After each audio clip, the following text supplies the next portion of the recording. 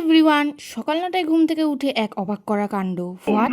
তারপর মনে পড়লো, ও ইটস সানডে, চলো তাহলে আর একটু ঘুমানো যাক।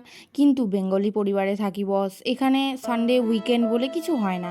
তো ফ্লাইং চাপল রিসিভ করার পর আমি বিছানা থেকে আলবিদা বলে ব্রাশ করার পর মা আমাকে কাজে বসিয়ে দিল। কজ অফ আমার শাশুড়ি না হলে আমাকে বের করে দিবে। সো কষ্টে আমি বাড়ি থেকে বেরিয়ে গেলাম, না না কাজগুলো করেই, কারণ বাড়িতে আশ্রয়টাও তো প্রয়োজন।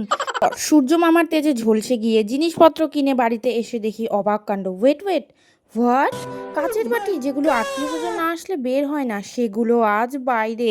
ইয়েস ব্রো, ঠিকই শুনছো। তদন্ত করতে আমি চলে যাই রান্নাঘরে আর দেখি বাবা এলাহি আয়োজন। তারপর ভাবতে বসে যাই, এসব কেন? বলি দেওয়ার আগে যেমন পাঠাকে খাইয়ে দিয়ে সেবা করা হয়, আমার কিছুটা ওরকম ফিল হচ্ছিল। ও তারপর দেখি দাদা এসে শুয়ে পড়লো। তারপর আমার কাছে ব্যাপারটা ক্লিয়ার হলো, ও আইবুড়ো ভাত। এসব সাইডে রেখে আমি চলে যাই মেইন কোর্সে, আর মায়ের হাতে চচ্চড়ি, মাটন, ফ্রাইড রাইস এইসব দেখে লোভ সামলাতে না পেরে ভাইয়াকে নিয়ে বসে পড়ি খেতে। তারপর মাটন দিয়ে ফ্রাইড রাইসটাকে চটচট করে মেখে ফটফট করে খেয়ে নিই। তারপর পেট যাতে বাস না হয়ে যায় সেই ভয়ে শুয়ে পড়ি, আর ভাইয়া রিসার্চে বসে পড়ে। তারপর আবার বাড়ি থেকে বেরিয়ে পড়ি, না মানে গান শিখতে। বাড়িতে এসে দেখি দিদি এসছে, তারপর ওদের গল্প শুনে ডিনারের টাইম হয়ে যায়। আর দুপুরে মাংস খেয়ে পেট ভরলেও মন না ভরায়, আবার মাংস দিয়ে ভাত খেয়ে দিনটাকে এখানেই শেষ করি। বাই।